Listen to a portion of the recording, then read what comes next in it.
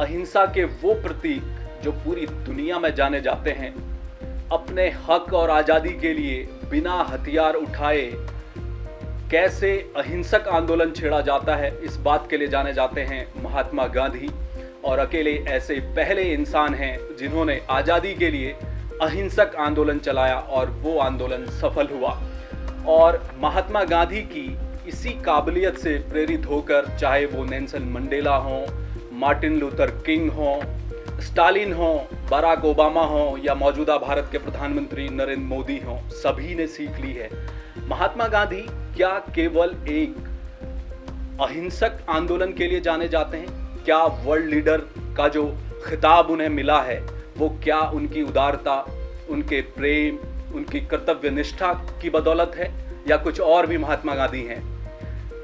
जी हाँ, आज हम आपको महात्मा गांधी के उस पहलू से रूबरू करा रहे हैं जिसमें आप कह सकते हैं कि महात्मा गांधी केवल एक लीडर नहीं थे बल्कि एक वैज्ञानिक भी थे। जी हाँ, महात्मा गांधी को आप गैर डिग्रीधारी वैज्ञानिक कह सकते हैं।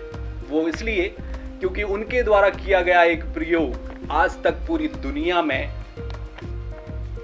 प्रयोग में लाया जाता है और दुनिया इस बात को लेकर कायल है कि महात्मा गांधी जो एक प्रयोग करके गए हैं वो कैसे लोगों को मदद पहुंचा रहा है। और पूरी दुनिया में चीन और जापान तो ऐसे देश हैं जो आज तक भी उनकी तकनीक को प्रयोग में ला रहे हैं। वो क्या तकनीक है बताएंगे आज आपको। नमस्कार, मैं हूं हेम भट्ट और आप देख रहे हैं जय भारत टीवी का खास कार्यक्रम भारत की अनसुनी कहानियां।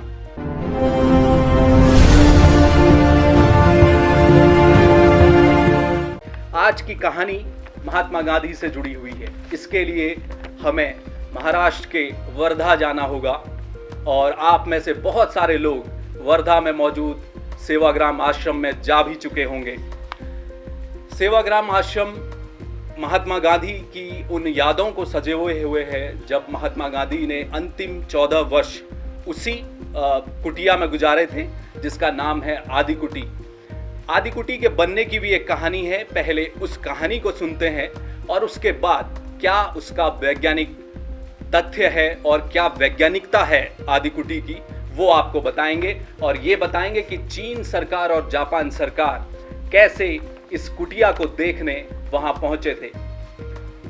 सेवाग्राम में जब आश्रम बनाने की बात आई तो महात्मा गांधी ने अपने मानस पुत्र जो थे, जिन्होंने सबसे पहले महात्मा गांधी को कहा कि आपको एक कुटिया बनानी चाहिए और इस कुटिया के लिए आपके लिए जगह मौजूद है, कैसी कुटिया बनानी है आप बताइए।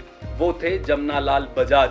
जी हाँ, मानस पुत्र खुद को कहा करते थे महात्मा गांधी का।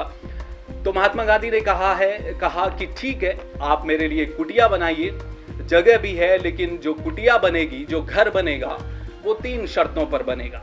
और वो 3 शर्तें जब महात्मा गांधी ने जमनालाल बजाज के सामने रखी तो उनके तोते उड़ गए कि ऐसे कैसे हो सकता है। महात्मा गांधी की पहली शर्त क्या थी? महात्मा गांधी ने कहा कि केवल 100 रुपये बजट होगा, केवल 100 रुपये, और 100 रुपये से एक भी पैसा अगर ऊपर खर्च हुआ तो वो इस घर में रहने वाले नहीं है। कम लगेगा तो महात्मा गांधी की दाद मिलेगी। दूसरी शर्त थी कि घर में जिस भी कोने में महात्मा गांधी ने कहा मैं बैठूंगा वहां से मुझे आसमान दिखाई देना चाहिए, घर ऐसा हो।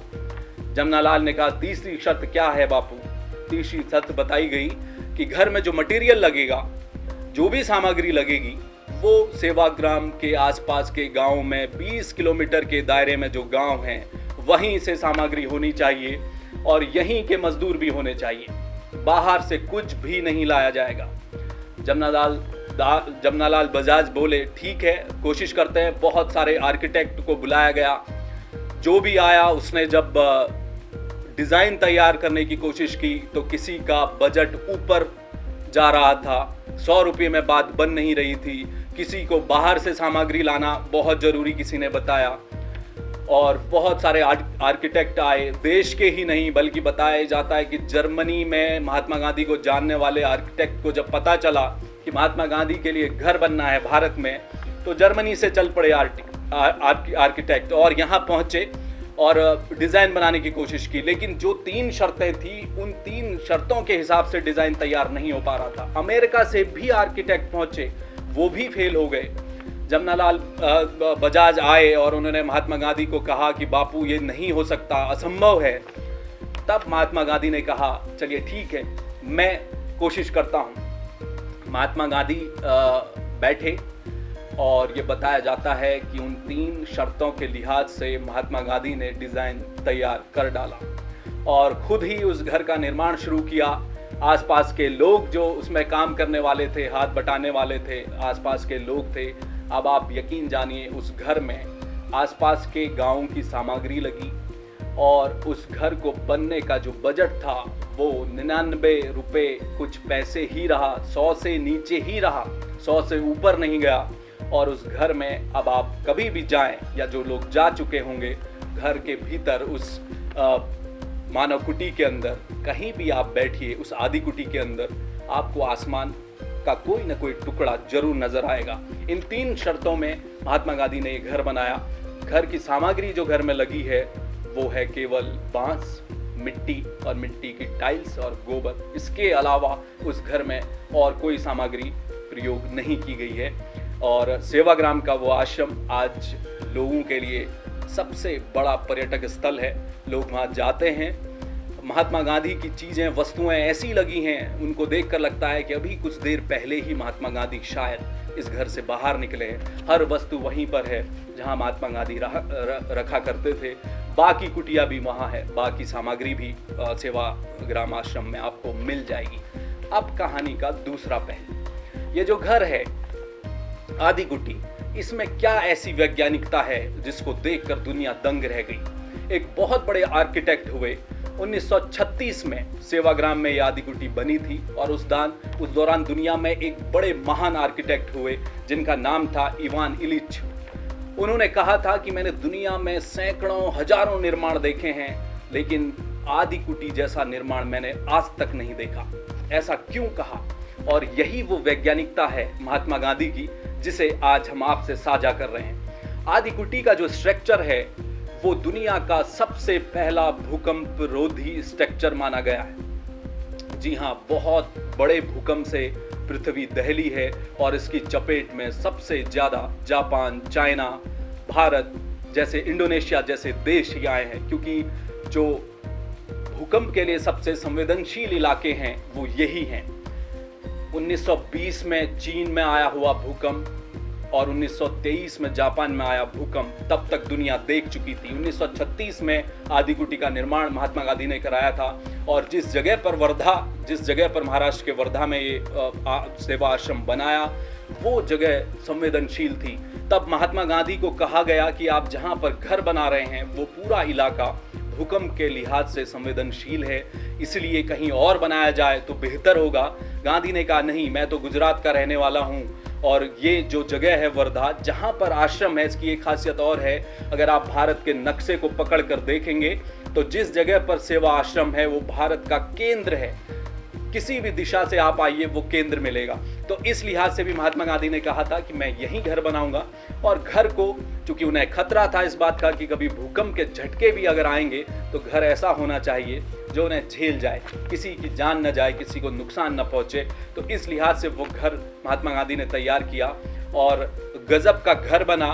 और उसके बाद से लेकर आज तक उसकी जो उम्र बताई गई है, लगभग 150 साल से भी ज्यादा उसकी उम्र है सेवाग्राम के जो आश्रम है महात्मा गांधी का। और अब तक तकरीबन अगर हम देखें तो 76 साल हो चुके हैं आज, और आज तक सेवाग्राम के घर में कोई क्रैक नहीं आया। साल में एक दिन पुताई होती है। महात्मा गांधी बता कर गए हैं कि पुताई में कोई पेंट या कुछ और दूसरी सामग्री प्रयोग न की जाए। गाय पाली जाती हैं, गाय का गोबर लाया जाता है, पानी में मिलाकर उससे पुताई की जाती है। घर आज भी जस का तस खड़ा है। अब इसके वैज्ञानिकता इसलिए बड़ी महत्वपूर्ण थी कि 1920 और 23 में जो भूकंप आया था, उसके बाद 1976 में चीन में एक बहुत भारी भूकंप आया, लाखों लोगों की मौत हुई। तब दुनिया ने सोचना शुरू किया कि कैसे घरों को तैयार किया जाए जो इन भूकंप के झटकों को झेल ले और जो जीवन है उसे बेवजह मरने से रोका जाए। शहरों का निर्माण कैसे हो, तब से अब आप यकीन करिए कि भूकंप 1976 के भूकंप के बाद दुनिया की आंखें खुली, लेकिन महात्मा गांधी बहुत पहले भूकंप रोधी घर बनाकर जा चुके थे। चाइना को जब इस बात का पता चला कि सेवाग्राम आश्रम महात्मा गांधी का जो है उसमें बहुत कुछ मिल सकता है, एक टीम चाइना से पहुंची, चीन की सरकार ने भेजी, जापान की सरकार भी पीछे से दौड़ पड़ी। वो भी देखना चाहते थे कि आखिर महात्मा गांधी ने ऐसा कौन सा घर बनाया है। विशेषज्ञों की टीम आई, कुछ दिन सेवाग्राम में रुकी, उसी घर में रुकी। जब उन्हें पता चला कि महात्मा गांधी ने 3 शर्तों पर एक ऐसा घर बना दिया है जो भूकंप के झटकों को भी झेल लेगा, किसी की जान भी नहीं जाएगी, तो उसके बाद इस तकनीक को चीन और जापान ले जाया गया। और उसके बाद आज भले ही आधुनिक युग है, बहुत सारी टेक्नोलॉजीज हैं, उसके बदौलत भूकंप रोधी घर चीन और चाइना में बनाए जाते हैं, लेकिन उनकी रूट में, उसके जड़ में, उन सारे निर्माण कार्यों के जड़ में वही स्ट्रक्चर होता है, वही परिकल्पना होती है जो सेवाग्राम की है, जो सेवाग्राम की आदि कुटी की है। तो ये कहानी थी महात्मा गांधी की वैज्ञानिकता की, और कैसे महात्मा गांधी आयुर्वेद, खान पान, नियम, धर्म सब पर चलने वाले व्यक्ति थे, लेकिन जिस तरह से भूकंप रोधी घर का पहला मॉडल महात्मा गांधी ने लोग दुनिया को दिखाया, उसने बहुत सारे लोगों की जिंदगियां भविष्य में बचाई और अभी तक उनकी तकनीक को याद किया जाता है। आप जब कभी भी सेवाग्राम आश्रम जाएं तो इस तकनीक को आप भी देखें और इस तकनीक का प्रयोग भी करें। आज के लिए बस इतना ही। अगले हफ्ते इसी दिन इसी समय एक और अनसुनी कहानी के साथ मैं आपको मिलूंगा। तब तक के लिए मुझे दीजिए इजाजत।